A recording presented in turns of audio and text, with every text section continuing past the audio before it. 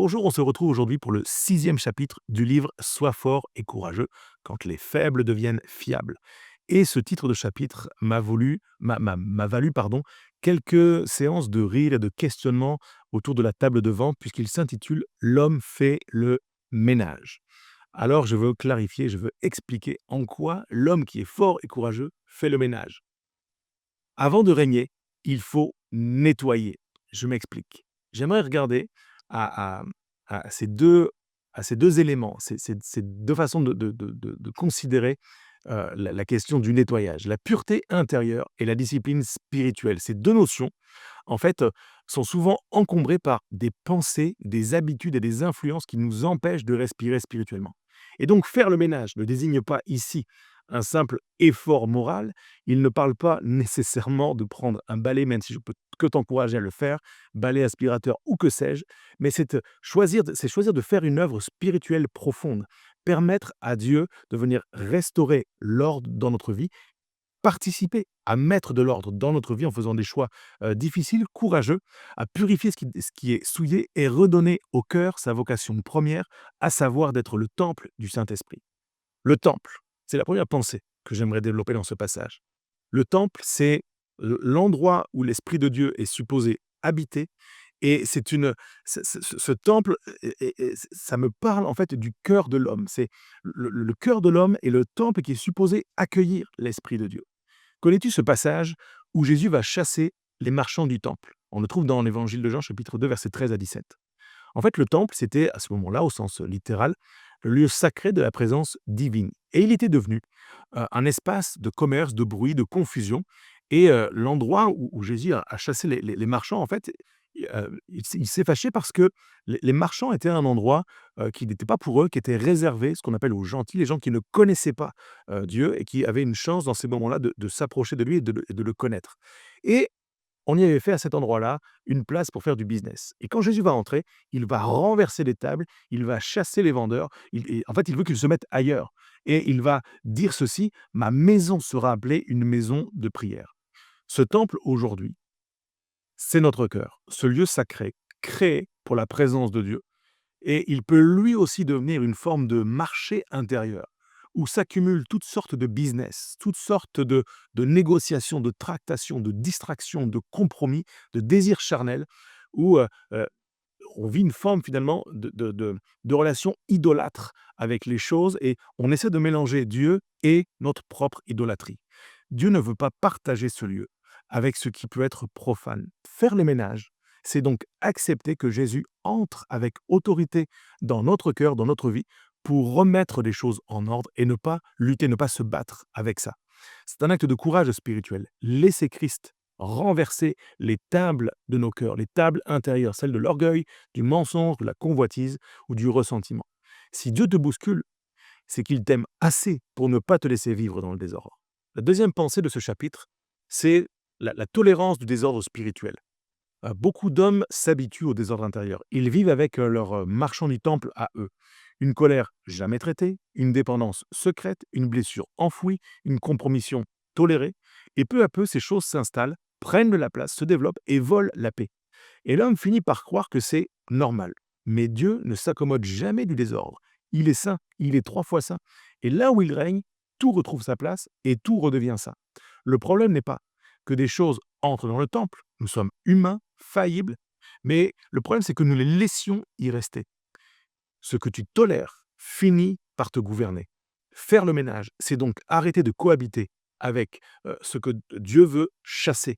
C'est choisir la vérité, même quand elle nous dérange. La troisième pensée de ce chapitre s'intitule Quand Jésus entre avec un fouet. L'image de Jésus chassant les marchands peut surprendre. Il n'y rentre pas avec douceur, mais avec un zèle et une autorité forte. Ce geste radical montre à quel point Dieu prend au sérieux la pureté dans le temple et je fais encore une fois le parallèle, la pureté dans notre cœur. Jésus n'est pas venu simplement pour te consoler, mais aussi pour te purifier. Cette purification n'est jamais une punition, mais une libération. Quand Jésus renverse les tables, il libère l'espace pour que la présence revienne. Ce qui semblait être une perte, l'argent renversé, les affaires arrêtées, devient en réalité une restauration. De la même manière, Quand Dieu nous pousse à renoncer à certaines choses, c'est toujours pour récupérer notre liberté. Le ménage spirituel n'est pas une corvée, c'est un acte d'amour.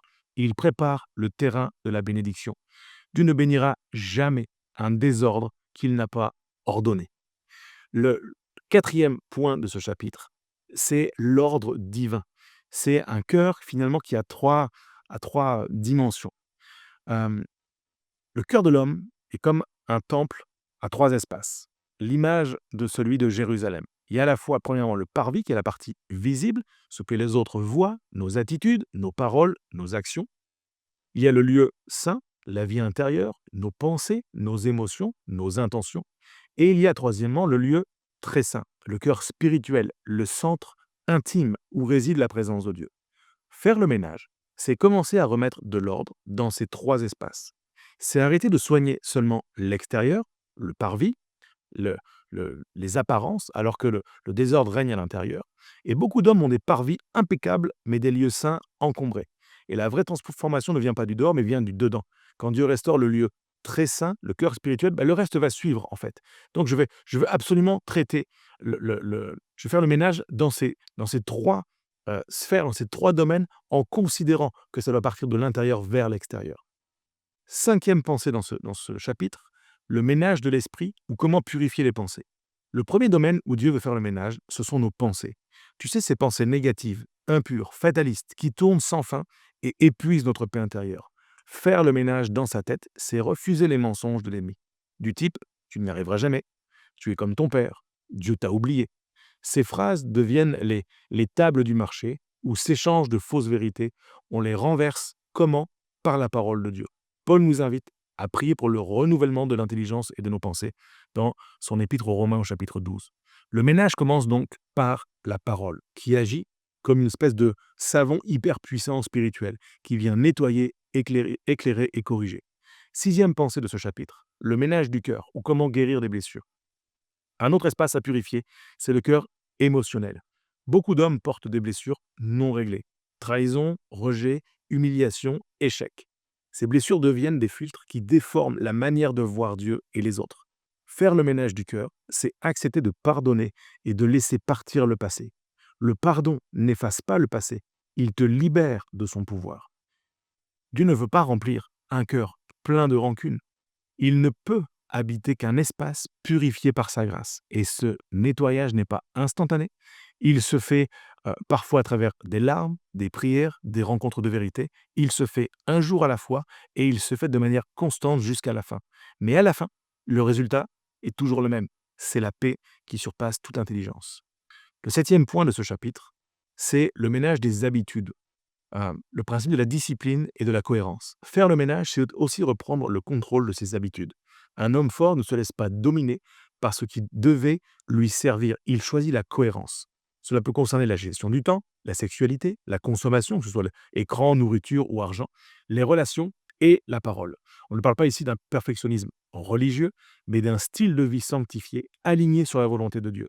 L'ordre extérieur reflète souvent l'état intérieur. Et chaque discipline devient une prière silencieuse. Seigneur, règne sur ma vie. La sainteté, c'est le ménage quotidien de l'âme.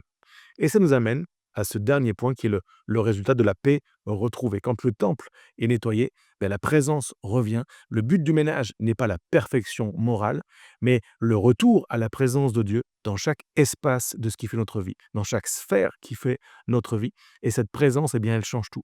L'homme retrouve la clarté, le discernement, la joie, la force, la direction, le sens. Les voix du mensonge se taisent et la paix règne à nouveau. Là où Dieu règne, tout redevient harmonieux.